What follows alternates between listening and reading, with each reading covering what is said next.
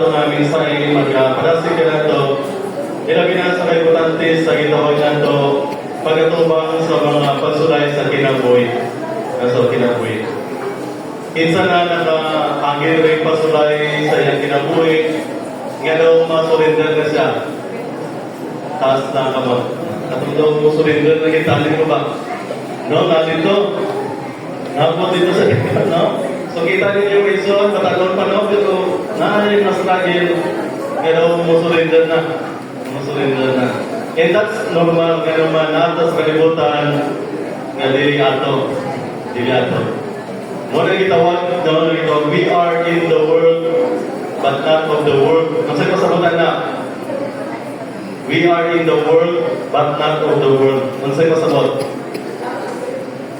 Meaning, nagpuyota in the world, daw sa kalibutan. Pero dili tayo sa kalibutan.